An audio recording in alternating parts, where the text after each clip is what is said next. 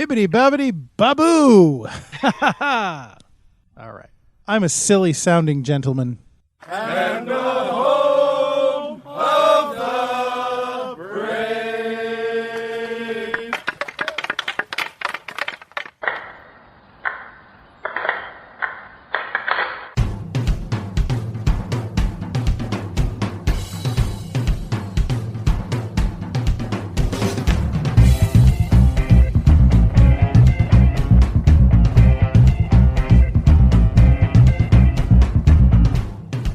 Game on!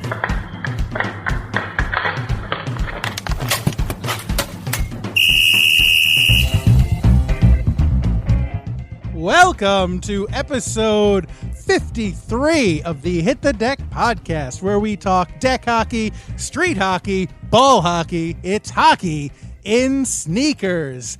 And they say you can't keep a good man down, but apparently you could keep me down, because I was on the injured reserve last week, and I apologize for another missed podcast. But we're back, baby. James and I are here to deliver yet another podcast for your listening pleasure. How are you, James? I'm doing well and very happy that you're back on your feet and doing well, too. Thank you. Yeah. I mean, that it seemed to be, it hit you first, and then it hit me, and there's no one left. Well, I guess there's you, the listener. And as much as I don't want you to get sick, though, that should not affect our recording schedule. So hopefully you dodge a bullet, but if not, then maybe you can recuperate listening to Hit the Deck. All right, either way, yeah, that sounds Silver good. linings, right, James? There you go. You got to be positive. Yes, sir. All right, and I am positive we are going to have a good show today, because we've got some fun stuff to talk about, some very hockey-centric stuff. I mean, I guess that's always the goal, to have hockey-centric stuff to talk about on our hockey podcast.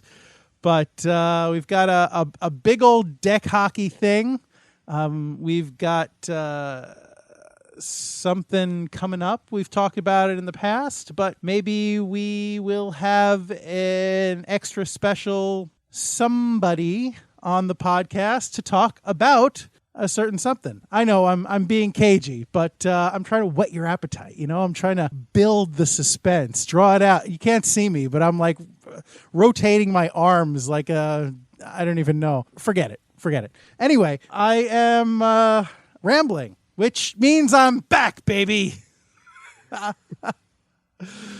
I'm right back where I belong. Okay, I'm sorry. You don't want to listen to this. You want to listen to some quality podcasting, and that's what we have on tap for you right now. And without further ado, I would like to tell you who is in tonight's starting lineup. And for tonight's starting lineup, in goal, as ever, I am number 35, Gary McComiskey, the American Rhino, and of course my stalwart co-host. On defense, number 4, I'm James Sajazi, and special guest tonight, Rachel Greene. I'm number 22 on defense. Excellent. Thank you. Welcome to the podcast. So very happy to have you here.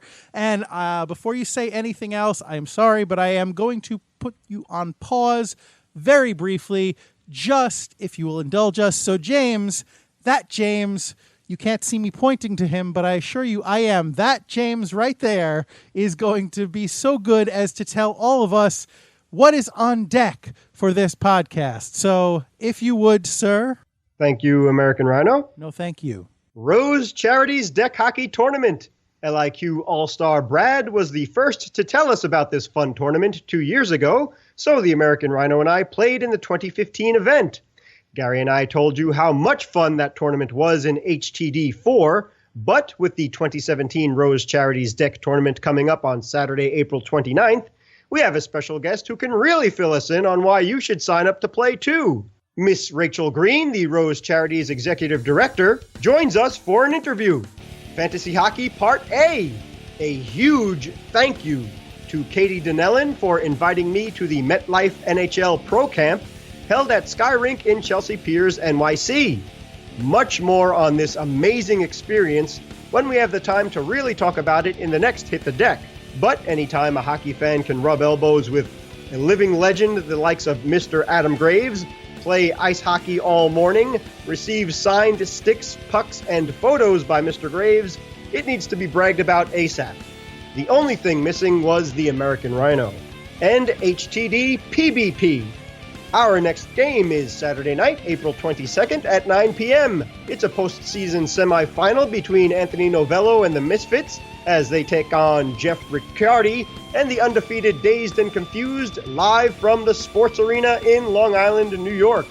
And that's what's on deck. Thank you, James. Thank you, sir. So, lots to talk about. That hockey thing, the Adam Graves bit, that all sounds very, very exciting. And I look forward to you telling us all about it. But first, it would be rude to prolong the interview any longer. So without further ado, let's jump right into that, shall we? Thank you for joining us, Rachel. No problem. Thanks for having me. No problem. It is our sincere pleasure. Absolutely. Yeah, as we were saying before in Hit the Deck 4, Gary and I participated in the 2015 Rose Charities tournament. So now it's great to have the executive director of the Rose Charities here tonight to tell us about the upcoming April 29th tournament. So, Rachel, welcome to the podcast, and thank you for doing it. So leading things off for our listeners, if you wouldn't mind, if you would just give a quick rundown of what Rose Charities is, and specifically, who and what does Rose Charities support? So Rose Charities is a nonprofit that started in Canada, like all things hockey. And we are, on the American branch, are mainly fundraising. And what we do is we support community-centered projects in third world countries around education and medical center. And what we do here in America is we fundraise and we keep overhead as low as possible. The only money we spend out of these donations is for web hosting fees and sometimes an accountant. But everything else, all the money we raise goes right to the projects. And the one we usually raise money for in this tournament is a physical therapy center in Cambodia and an eye care center in Cambodia. The physical therapy center costs so little to run that we almost fund entirely from this fundraiser. Wow. Right? We employ local people, so it's in Cambodia, and our physical therapists are from Cambodia. So you're not paying an American doctor, an American physical therapist, American wages to fly out there and practice physical therapy. You're kind of empowering that community and the people who live there and work there. So you're supporting the community and also kind of helping people stay healthy and stay working. That's wonderful. Do you have a lot of overhead for the tournament, or is most of the stuff permits and maybe the things that you give away to people who make larger donations? Is a lot of that donated? I think everything is donated. Anything we buy, the board members just buy ourselves. But the permits we get for free. Through the leagues we play in and the guys that organize them, we tend to have a good enough relationship with the permit department where they will waive it because it's not profit. And we use the nets that already exist. The league lets us borrow the nets. Sure. The website and the flyers, everything we do, all our raffle prizes, our hard begged favors from the board members' friends. Excellent. Thank you. Yeah, terrific. So being based in Canada, is New York still the home office, or is the home office in north of the U.S.? Vancouver's really our home office. The organization started by a doctor who had done a lot of work with the Red Cross and was a little disillusioned with how the money was being used and wasted. So he started Rose in Vancouver to make sure the money was going where it belonged and keeping the money going, helping communities that support themselves and not just wasting money. So you felt like you know where your donation's going. So they really are they're our mom and dad up north. And we run our programs here, and we heavily support the physical therapy center and the eye care center. But our fundraisers we run here are in support of our mom and dad. Okay, so you don't act kind of it's not so much that you're a franchise, it's more you're kind of a subset of them. If you ask them, they'll say we're a franchise. Okay. But we look at them and say, like, they're really our parents. All right, fair enough. That's a good diplomatic answer. Yeah. All right. And yeah, for the listener out there, we'll definitely post your website, rosecharities.us/home, on our Facebook and Twitter accounts too, for more information out there if you're interested in it. Great. Thank you. Can you, just real quick, can you make donations on that website, or do donations come through just with events like this? You can make donations on the website. We accept donations through PayPal, or, we haven't quite figured out Venmo yet. We're not that advanced, but PayPal, and we take them over, like, check too, but PayPal is probably the easiest. Terrific. Great. So Obviously, what we're talking about here tonight is the deck hockey tournament that you're holding on April 29th. And you hold one of those, it's become an annual event as one of your big fundraisers. Why deck hockey? What made you start a deck hockey tournament as a big fundraiser? Well, most of our board members play deck hockey. So I found out about the organization through a friend of mine who I play deck hockey with. Mm. And since then, we've recruited more of our hockey friends, and it's kind of our unofficial New York ball hockey affiliated charity. Everyone knows that tournament. We play in BTSH League and in MAFO, but the Blacktop Street Hockey League that we play in East Village, all of our board members, our active board members, are on teams in that league. Oh, excellent. So it's kind of this thing that's brought us together. So yeah, for the April 29th tournament, as Gary alluded to, it marks the 12th annual Rose Charities Street Hockey.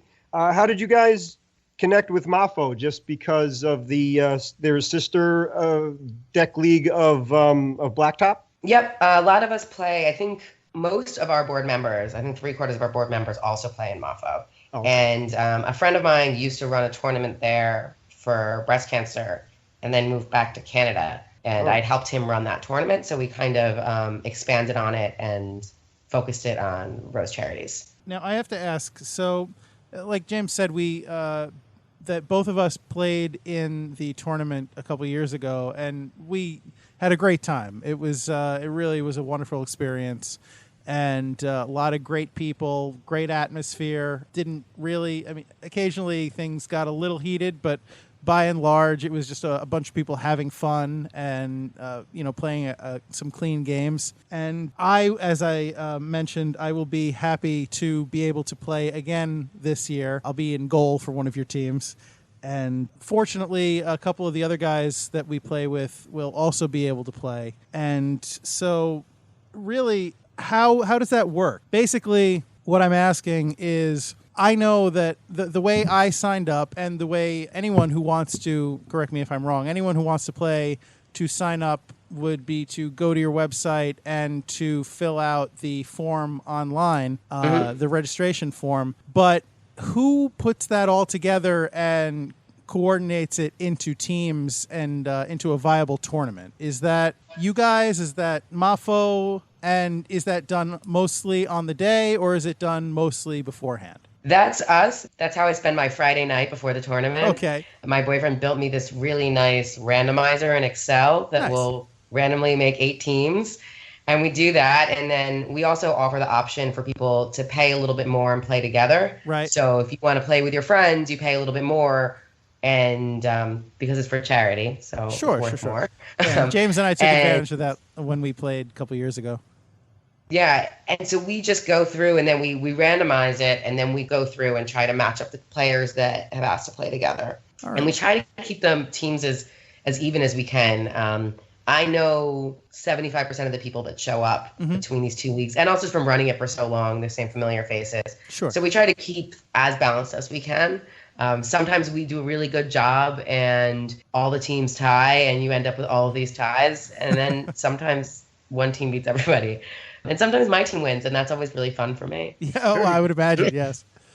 Yeah, when James and I played, I think our record was 0-2-1, which doesn't reflect great on me, but I'm hoping for a better showing this year. Well, maybe you'll be on my team this year and we can win. Well, nice. Your lips to God's ears. The running joke of the tournament is that my team always wins. All right. But I did not win the last 2 years. That's too bad. The other organizer won last year. Nice. All right. The cool thing about it, one of the many cool things about it, is that it's a co-ed tournament, and you have to be at least 18 years of age to participate. Is there a set limit to the number of players on each roster, or can you account for a few extras to walk up the day of play? We always account for extras to walk up the day of. We, of course, love it if everyone signs up ahead of time, so our grueling hours of randomizing in Excel, it makes it easier, but we account for extras to show up the day of. We kind of know as people walk up, we figure out which teams need players and kind of evenly distribute them. Have you ever run into a situation where you've had to set a hard cap on teams, or is it always just anyone who wants to play will find a spot for you? It would be great if we hit that point that we had so many attendees that we put a hard cap on it. It's also, I mean, as you remember, it's a long day of hockey. Oh, yeah, absolutely. And we are exhausted by the end. So yeah, I would never mind a couple more players on my team, especially by that last game. All right. Yeah, I hear that. That is, I mean, for those of you who have not played, it's not like 5-minute games. You get a full hockey game, and you get at least 3 of them. So, if you're signing up, not only is your money going to a great cause, but you are definitely going to get your money's worth. So I can't speak highly enough about that aspect of things. Yeah, you'll get your day's worth of hockey, and it's a great day. I mean, it's one of my favorite days of the year. We joke that, what's my favorite day of the year? It's this day. You play hockey all day. We randomly assign teams as much as we can, so you can play with your friends, but you get to meet new people, and you're playing hockey with them all day. So you're going from court to court, and you have breaks together, and you get to meet new people, play a pretty friendly game of hockey. Some people take it a little too seriously, and then they have to just be reminded that this is for charity and it's for physical therapy. It's not to hurt people. It's to raise money to help people who've been injured. So it's just a fun day of hockey, running around, getting some exercise, have some beers afterwards, and it's an all-around a great day. And you're helping kids. Yeah, I mean, right, absolutely. That's the important thing to remember. This is, for charity, and it is a great cause. On our podcast here, we like to end it by saying, don't be that guy. And I think especially for something like this, it's really important to try and keep some perspective and remember, why you're here. That this is supposed to be fun. You're doing a good thing for a good cause. Don't be that guy or girl, but Don't be that gal. Don't be that guy. Yeah. But yeah, I mean, that's one of the reasons why Gary and I talked about it when we participated in a couple of years ago. And really, you do an excellent job of putting teams together and people who know each other. Like you said, if about 75% of the participants are familiar faces. But when Gary and I were on the same team, we did sign up, pay a little extra. But again, yeah, exactly. It's for charity, and it's worth it, whatever your budget is. But we were welcomed with open arms. We felt like the team we played with, like we were together for years. It gelled really well, and they did a great job of sharing the ice with the line changes and stuff. Everybody had equal amount of ice time, if you will, and it was a ton of fun. Really, everybody got along. So absolutely, if there may be 1 or 2 people that take it a little bit too seriously or too far, they're far outnumbered. And we could definitely vouch for the good, clean, fun, and benefits of it, as Rachel, Gary, and I have been saying all night. So anybody out there interested in playing and signing up, we'll have the information on our website and Facebook and all that stuff and Twitter, and we definitely recommend that you do so. Yeah, so just like one more question, and it's kind of silly, but, if you are going to be out there all day, it does come up. So if you haven't been to the park where the games are played, there's no restrooms anywhere nearby. So, public restrooms, I should say. But the owner of the deli across the street was very kindly allowing players to use his restroom during the day. So as a thank you, James bought a Powerade when he went in there. But is that still the case for restrooms? Well, I'll have to check out for this year, but last year there was actually a park a couple blocks down that had restrooms, which nice. I did not know about until last year. It's past that bodega, down a couple blocks on the left, so people started going to that one, which is very helpful. But instead, we have this kind of playing in that Muffle League down there and going to scrimmages there and playing in this tournament. I spent more money at that deli than any other deli. The deli across the street from my house, doesn't come close because I buy water there, Gatorade, sandwiches. I spend a lot of money at that deli, and I think a lot of us do. So they are lenient with the bathroom, but I think less so lately. But there's that bathroom down the street, which is helpful.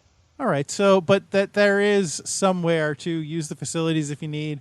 And that deli is right across the street from the park. So, if you do need water or, need some kind of pick me up to get you in the mood to play, or if you're starving after and you need something, it's very convenient to just pop over there between games, or while you're watching a friend play on a different team, and just get what you need. So that is a great amenity to enhance your experience at the tournament. And, of course, after the tournament, there is the after party. Yes. We have the after party at Fish Market. This year, we've got some support from Anheuser-Busch, so we have $2 Bud Lights, where all of the money from those Bud Lights will go directly to charity. Very nice. And then we have a raffle where we have some pretty good raffle prizes this year. We have Rangers tickets. We have Mets tickets. We have a weekend at a cabin in Maine. We have a Michael Kors bag. We have this portable Weber grill with a gas canister also from Anheuser-Busch, a Stella picnic set that's really cute. What else do we have? We have a language school donated a class, a 10-week course in languages if you want to learn a language. We have 4 tickets to a performance at Lincoln Center, an opera performance at Lincoln Center. I don't have the list in front of me, but that's where I'm at the top of my head. There's more. I just don't have. Wow. Yeah, that's impressive. That's excellent. Very cool. We hit up our friends hard for this one. They know it's coming. No, that's awesome. And and again, all for a really good cause. So if you're around on Saturday the 29th, please consider playing if you're in the New York area or, close to the New York area and you like to play deck hockey, please consider coming down and playing the tournament. Tickets for singles, only $35 for a day of hockey. I mean, if you play in a league, $35 for a day of hockey is a pretty good value. And, show up at 9 o'clock if you want to register. If you haven't pre-registered, then show up by 9 if you can to make sure you can register and you can get a spot on a team. 9:30 if you have already registered, just to check in, make sure that you are on the list and you know what team you're going to be able to play on and you're all set to go if you get called for one of those first games. But really, after party at the Fish Market, it's going to be a great time. James and I had a blast the last time we played, and I expect nothing less this time. So it's going to be a great time. Yeah, please come. We hope you guys come. It's my favorite day of the year. It's spring. There's nothing I'd rather do than run around and chase an orange ball all day with my friends and make new friends, get to meet new people, and then have some beers and watch some playoff hockey after. And it's all for a great cause. Your money goes exactly, you know exactly where your money is going. Your money doesn't go to pay my salary. It doesn't go to pay anyone's salary. Maybe a little bit goes to our internet fees, but that's pretty much it. Your money goes directly to helping people in Cambodia who really need it. It costs $25 for a cataract surgery in Cambodia, and which really prevents somebody from being blind and therefore keeps them able to work and support their own family. So for $25, you are keeping a family essentially out of a poverty level, and that's it. And it goes right there. I don't know. It's a cause that's near and dear to my heart, and I'm really attracted to this charity in particular because I feel like my efforts and my money really go to help people. So I know this is a simplification, but the entry fee for this tournament is $35. The cure for blindness is $25. So just by playing, you are basically guaranteeing that you will be able to help at least one person and basically change their life just by playing in this tournament. Yep. Which is mind-blowing, and I can't think of a reason why you wouldn't want to do that. And you get to play hockey all day. Yeah, it's really, I mean, you can help somebody by being selfish, which is crazy. And do it. Like, there's no reason why you shouldn't do this. Also, too, if you're interested in it, you just need a pair of sneakers and a stick and a white and a black shirt separate to differentiate yourselves between the teams.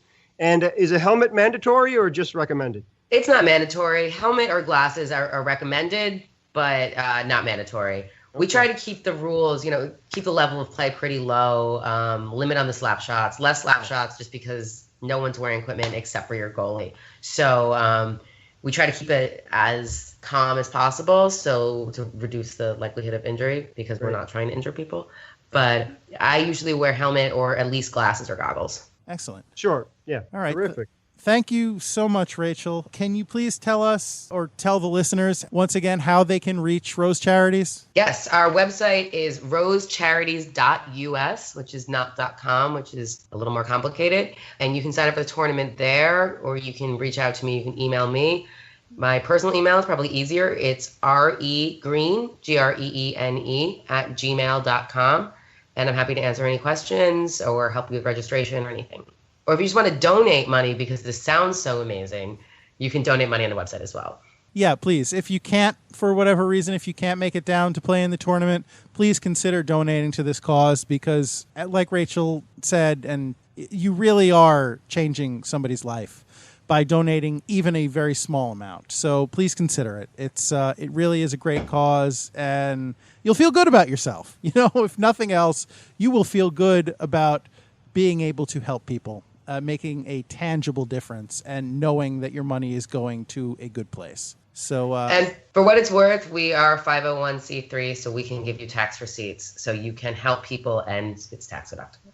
Rachel, thank you so much for coming on the show tonight to talk to us about what Rose Charities does and talk to us about the tournament. We are happy to have had you, and we really look forward to seeing you at Tannehy Park in downtown Manhattan on April 29th for the tournament. Thanks you guys so much. And thank you so much one more time for that. It was a thrill to have you on the podcast, and we will see you at the Rose Charities tournament on the 29th, and hopefully we will see you, the listener, there as well.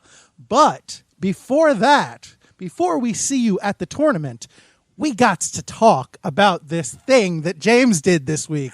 This awesome thing that James did this week. Again, you can't see me, but I'm gyrating my arms and shaking maybe you can hear it in my voice. I'm gesticulating wildly for no apparent reason. But I'm excited on James's behalf because he told me a little bit about this off air and it sounds awesome. And so now he's going to tell you all about it. So James, please let us live vicariously through your experience. What happened? Set this thing up for us. This was pretty amazing. Thank you. And it does deserve an introduction like that because it really was that exciting and amazing. But again, special thank you to Katie Donnellan for not only inviting me to this dream event, but for taking such great care of me the whole time as well. So my brother deserves a huge assist on this, and his good friend Mike Donnellan, who is Katie's wonderful husband.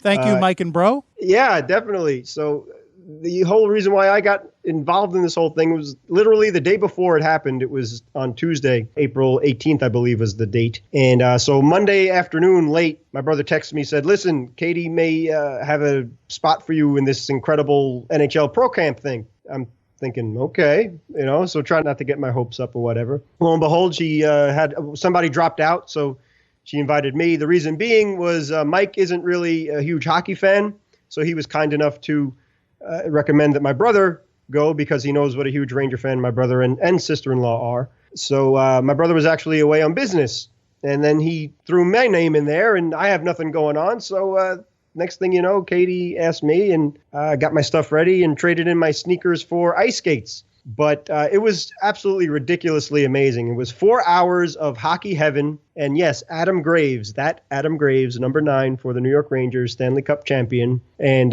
just a really great guy and generous man all around. Gave us tips. He gave us fist bumps as he skated out on the ice, every single person there. I'd say there was about 100 people there, give or take, all told. And again, this was in Sky Rink at Chelsea Piers in New York. So just really dream come true. Then how it was set up was there was various skills competition. First of all, they broke us up into 3 divisions. So there were people that knew how to play. They were known as the experts. Then there was intermediate people who kind of knew how to skate or play a little bit ice hockey. And then there were beginners. And the age levels were all over the spectrum, from little kids, boys and girls too, to adults. And to me, I didn't think anybody was out there for the first time. So in case you ever have an opportunity to do this, it's called the NHL Pro Camp, and MetLife sponsored it. So that's how Katie she works for MetLife, and that's how she was able to invite me. And there was NHL people there as well and stuff. And the Pro Camps thing itself, they have websites, and we could definitely,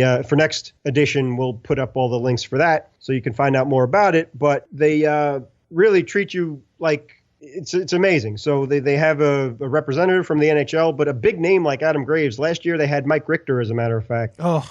So yeah, which is obviously your favorite player and my sister-in-law's favorite player and your wife's favorite player. Although I have to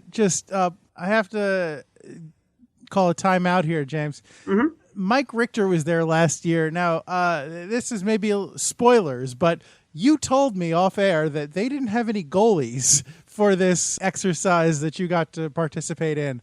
So now I love Mike Richter, as you just mentioned. So do you and my wife and everybody. But I can see Adam Graves being a much better coach in this scenario than a lifelong goalie. Not to take anything away from Mike Richter, but that seems very odd to me. Yeah, well, don't sell yourself short. For another sport, baseball, they say that catchers make the best managers because they get to see the game from a different point of view and see the entire game before them. So pitchers, defense, and everything else, and batters and how to handle that. So I think the same thing for you guys in net. Yeah, you guys are holding down the fort down there, but you get to see the whole entire game unfold before you with your own teammates and the opposition too. So I think that, okay, fine, yeah. Obviously, the skating is a little bit different, and the equipment is much, much different for you wonderful, brave souls as the protectors of the goal. Yeah, we're clearly we're very brave, and we have 30 pounds of protective gear that we that adorn our person, so to make sure that we don't get any bumps or scratches on our whittle body, while you guys are out there laying out and taking pucks to the teeth and whatever else. Don't make yourselves too humble. As a matter of fact, as we just talked about a few HTDs ago, that Bishop, the goalie for the Tampa Bay Lightning at the time, lost 2 front teeth with his face mask on. So you guys, and speaking of Mike Richter, as a matter of fact, the reason why he had to retire early was even with the face mask and the great masks that they have nowadays, his skull was cracked, for crying out loud, from blocking pucks and things. So you guys, don't sell yourself short. You're the literal last line of defense, and you're the ones that take the shots. So even if it's a quote unquote wrist shot that's not a 100-mile-an-hour plus slapper, those things bruise and they break equipment and things. So God bless you. Yeah, all right. Please continue with your experience. So fast forward to this year. Sure, Adam Graves was a forward and a great scorer. Really, speaking of being humble, way too humble, as a matter of fact. And, he'll be beloved by any Ranger fan forever, especially with the 52 goals that he scored in 94 and then hoisting that cup later on that year. But how it was broken up was we were in 3 sets from experienced to non-experienced. And then they broke us up into 3 different areas of the ice. So one area of the ice, they did a simulation of a power play. In the middle part of the ice, they did like an all-star game competition where you had to pass the puck, stick handle, do the figure 8, and then skate fast. It was like a relay thing for your teammates. And then the final zone was the accuracy shooting. So all that stuff's going on at the same time. But one of the best parts about the day was that we had the whole ice to ourselves. So Sky Rink, they just Zamboni'd the ice and we glided out there and we could go anywhere we wanted. We didn't have to worry about people who were just holding hands and blocking things, and we didn't have to just stay away from the middle of the ice and stuff. About how many people would you say were there, James, for this thing? Yeah, I estimate I'd say about 100 people, give or take. Yeah, probably.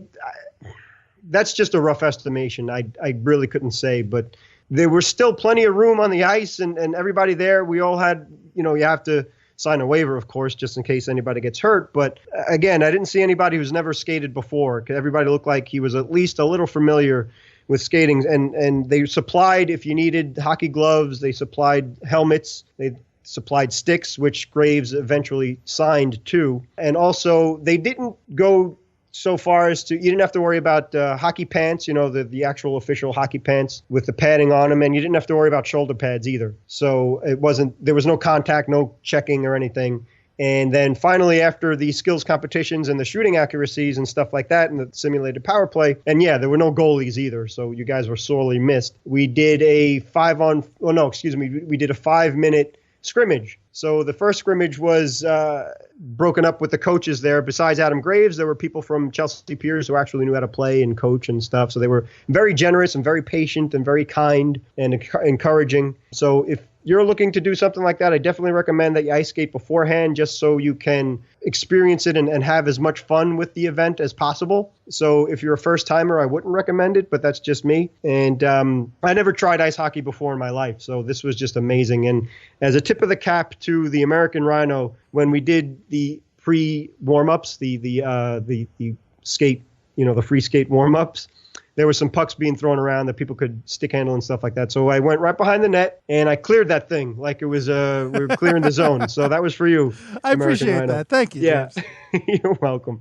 So again, much more on this in the next edition because we are constrained by time tonight with the great interview and obviously for the Rose Charities event that's coming up on April 29th. But a lot more on this great fantasy hockey thing was the MetLife NHL Pro Camp. There's pictures and stuff, which I asked for permission to make sure if we could post on our Instagram and Facebook and Twitter accounts, and a lot more on it. So it was a blast. It was a dream come true. It was so much fun. And again, thank you so much, Katie Donnellan, for taking such great care of me and inviting me to go there. So hopefully we could get the American Rhino out there as well for next year's if they do one again. It was a blast.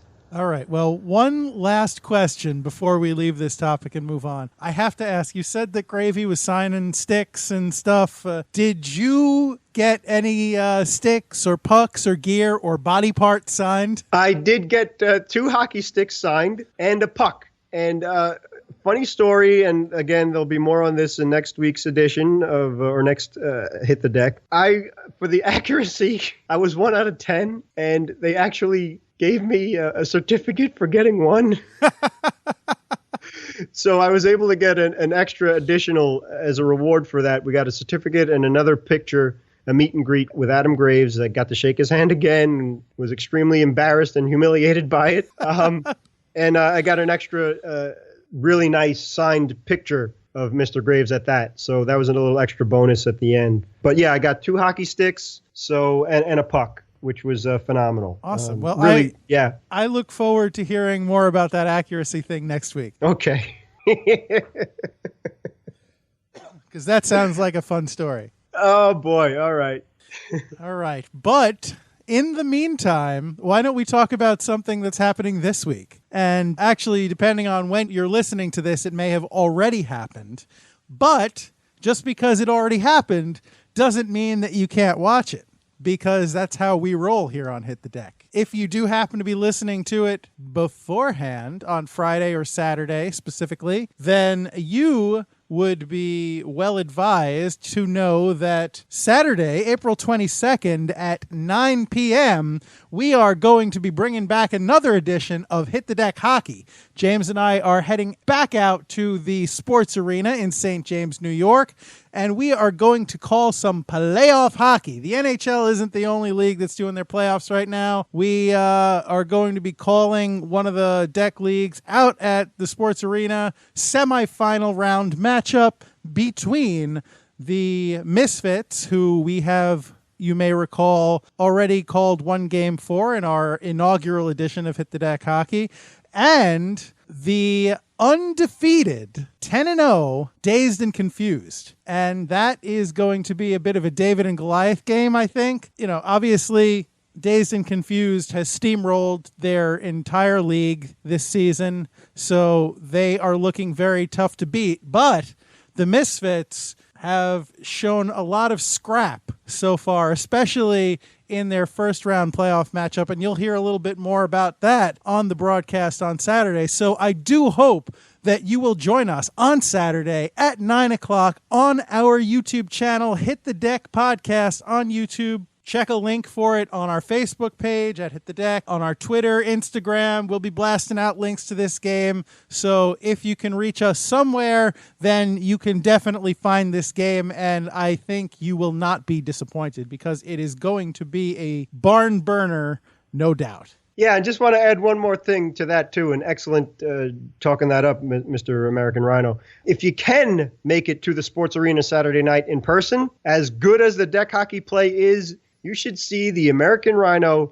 set up the broadcasting gear, host the pregame and intermission reports, then engineer the webcast, shoot the action, and do color commentary all at the same time. It's remarkable. I think there should be another cam just on Gary because it's insane how many things he's doing at the same time, and he'll never admit that. And he lets me have all the fun and glory of just sitting there calling the game and having not a care in the world, while he does literally everything else, including filming all of the action, which is not easy at all, especially with the angles that we have and making sure that you can see everything properly. And there's really no stoppage of time on the clock either. So he's spot on, and it's a thrill. And I think it's just as good as watching the deck play itself. Thank you, James. So now if something goes badly wrong, you will know who to blame. Yeah, I'll probably knock out an important plug or something, and then Hardly. You'll take the fall for it.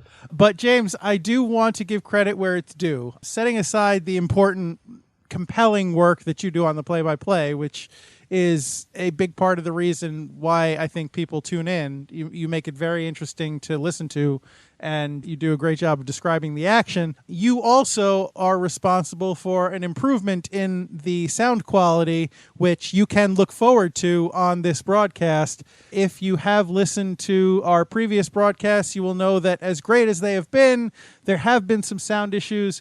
And thanks to James, they have hopefully been resolved. So you can thank this man for that. And we will thank you for tuning in on Saturday for the action, which should be great. And I can't wait. Personally, I can't wait because regardless of who wins this game, I think it's going to be a good game. Yes, I agree. But come on now. That's not fair. I'm just nothing more than an armchair quarterback on this whole thing because Gary... It's let's be honest here. It was all your idea. You thought up the process of thinking of calling play-by-play for deck hockey. You came up with a plan to record it. You came up with a plan to video it, and you developed, which we talked about in a couple of Hit the Decks ago, the scoreboard, which we could see a monitor and watch what's being fed. He set up the webcam and all that stuff, and even Mr. Scott from Star Trek or Geordie LaForge, both of them would be so proud of how he came up with these headsets and had to jerry-rig them with other what do you call those mics? The lavaliers. Yeah, see, I don't even know the terms.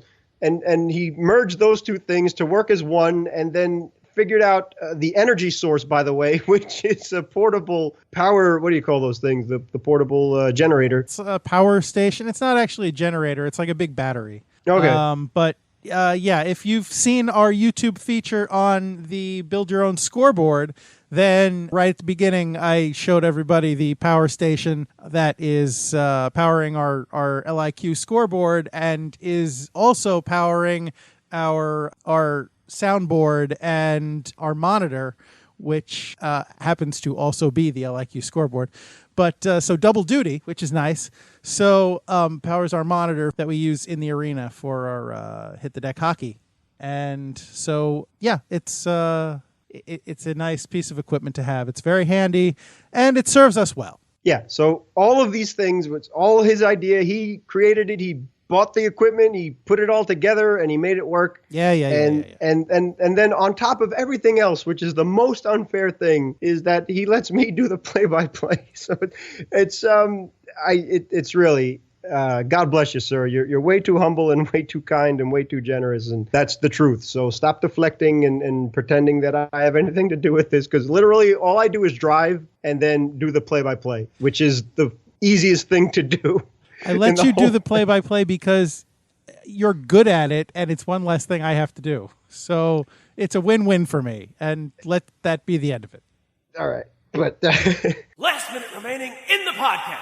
Thank you, Pops. Okay, so we would, of course, like to thank you for being the voice of the podcast. We'd like to thank you for listening to our podcast. We would, of course, like to thank our guest on the podcast this evening, Rachel Greene. And I would, of course, be remiss were I to forget to thank Bro Anthony Sajazi, not only for providing music to this podcast, but also for providing James with an opportunity to go out and play with Adam Graves and provide content for this podcast. Thank you, of course, to the LIQ for providing sound effects used in the podcast. And thank you once again for, if you haven't already done so, thank you for subscribing in advance to our podcast on iTunes or Stitcher or any number of other outlets where you can get this podcast. Thank you for checking out Hit the Deck Hockey. If you are listening to this before Saturday, check us out live Saturday, 9 p.m. on the Hit the Deck Podcast YouTube channel. If you are listening to this